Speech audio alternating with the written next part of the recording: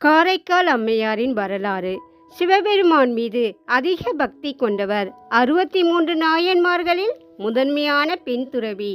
காரைக்கால் அம்மையாரின் இயற்பெயர் புனிதவதியார். இவர் ஊர் காரைக்கால். தந்தை தனநந்தன். இவர் ஒரு வணிகர். புனிதவதியார் சிறு வயதிலிருந்து சிவனடியார்களுக்கு தொண்டு செய்தவர். இல்லற வாழ்க்கை. புனிதவதியார் வளர்ந்து மங்கையானதும் நாகப்பட்டினத்தை சேர்ந்த பரமதத்தன் என்ற வணிகருக்கு திருமணம் செய்து வைத்தனர். இருவரும் காரைக்காலில் இல்லறம் நடத்தி வந்தனர்.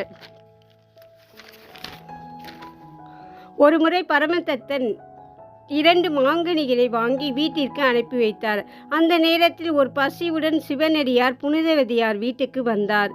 அவர் வேறு யாரும் இல்லை, சிவபெருமான் அடியார் வேடத்தில் சென்று உணவு அருந்தினார். அப்போது கணவன் கொடுத்து அனுப்பிய ஒரு மாங்கனியை அவருக்கு அளித்தார். மதிய உணவிற்கு வந்த கணவனுக்கு மீதமிருந்த ஒரு கனியை வைத்தார். அதன் சுவை மிகவும் ருசியாக இருந்தது. மற்றொரு கனியை கேட்டார். என்ன செய்வது என்று தெரியாமல் சிவபெருமானை வேண்டினார். அப்போது அவர் கையில் ஒரு மாங்கனி கிடைத்தது. அதை கணவனுக்கு கொடுத்தார். அந்த கனி மிகவும் சுவையாக இருந்தது. சந்தேகம் கொண்ட கணவர் இது ஏது என கேட்டார். உடனே நடந்த உண்மையை சொன்னார். கணவன் நம்பாமல் இறைவன் கொடுத்தது என்றால் மீண்டும் ஒரு கனியை வரவைத்து காட்டு என்றார். புனிதவதியார் சிவபெருமானை வேண்டினார். மீண்டும் ஒரு கனி அவர் கையில் கிடைத்தது. அதை கண்டு ஆச்சரியப்பட்ட கணவர் அந்த கனியை தொட முயற்சி செய்தார். மறைந்துவிட்டது. தன் மனைவி சாதாரண பெண் அல்ல, ஒரு தெய்வீக பிறவி என்று அஞ்சி அவரை பிரிந்து சென்றார். பாண்டிய நாட்டிற்கு சென்று வேறொரு பெண்ணை மணந்து வாழ்ந்து கொண்டிருந்தார். அவர்களுக்கு பிறந்த மகளுக்கு புனிதவதி என்று பெயரிட்டனர்.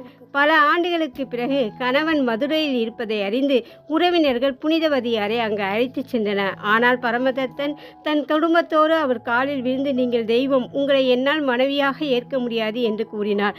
தன் கணவரே தன்னை வணங்கியதை கண்ட புனிதவதியார், இனி இந்த மன வாழ்க்கை எனக்கு வேண்டாம், இந்த அழகிய உடல் சதைப்பிண்டம், இதை நீக்கி எனக்கு பேய் உருவத்தை குரு இறைவா என்று அப்படியே உருமாறினார். அவர் கைலாய மலைக்கு சென்றபோது இறைவன் இருக்கும் இடத்தை காலால் மிதிக்கக்கூடாது என்றெண்ணி தலையாலே நடந்து சென்றார். இதை கண்டு வியந்த சிவபெருமான் அவரை நோக்கி அம்மையே வருக என்று அழைத்தார். சிவபெருமான் அவரிடம் என்ன வரம் வேண்டும் என்று கேட்டார். அதற்கு இரவாத இன்ப அன்பு வேண்டும், பிறவாமை வேண்டும், பிறந்தாலும் உன்னை மறவாது இருக்க வேண்டும், நீ ஆடும்போது நான் உன் திருவடியின் கீழே இருந்து உன்னை பாட வேண்டும். இறுதியில் இறைவனின் வேண்டுகோளின்படி திருவரங்காடு சென்று அங்கு இறைவனின் திருவடிகளுக்கு அமர்ந்து பாடி முக்தி அடைந்தார். சிறந்த பக்திக்கு காரைக்கால் அம்மையாரே சான்று. இன்னும் இந்த வரலாற்று நிகழ்வுகள் காரைக்கால் திருவிழாவாக கொண்டாடப்படுகிறது.